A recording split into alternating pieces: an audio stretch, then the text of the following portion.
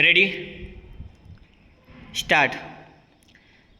माननीय अध्यक्ष जी चौधरी चरण सिंह जी ने एक किताब लिखी है, भारत की अर्थनीति।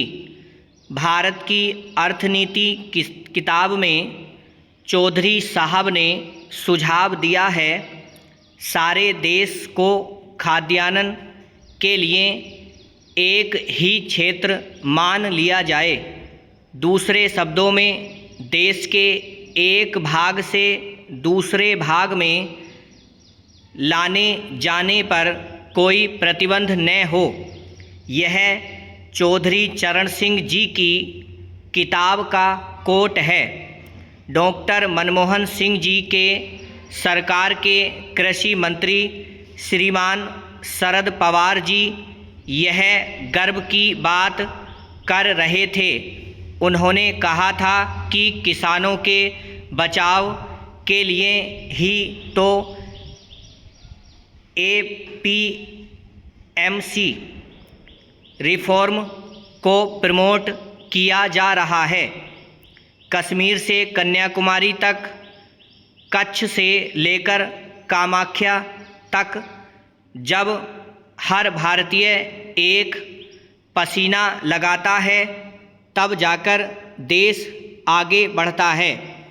मैं कांग्रेस के साथियों को याद दिलाना चाहता हूं कि देश के लिए पब्लिक सेक्टर ज़रूरी है तो प्राइवेट सेक्टर की भागीदारी भी उतनी ही आवश्यक है।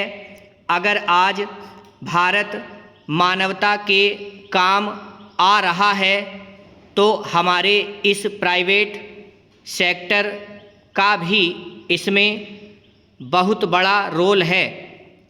इस देश में टोल प्लाजा अभी सरकारों की स्वीकार की हुई एक व्यवस्था है और उस टोल प्लाजा को तोड़ना, उस टोल प्लाजा पर कब्जा करना, उस टोल प्लाजा को न चलने देना, ये जो तरीके चले हैं, ये तरीके क्या पवित्र आंदोलन को कलंकित करने का प्रयास है कि नहीं?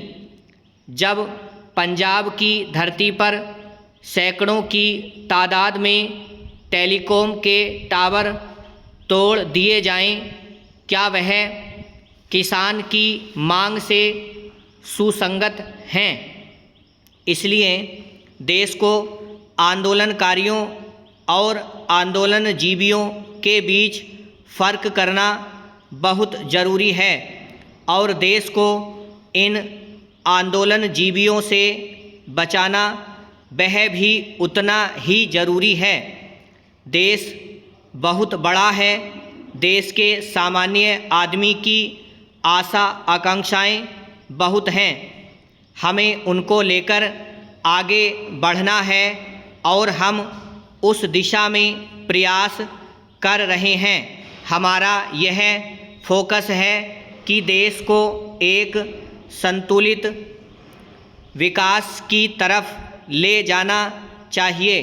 देश में एक भी क्षेत्र पीछे न रह जाए।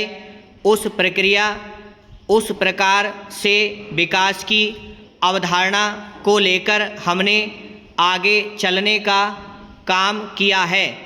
एक प्रकार से विश्वास के साथ एक प्रगति के वातावरण में देश को आगे ले जाने का निरंतर प्रयास चल रहा है।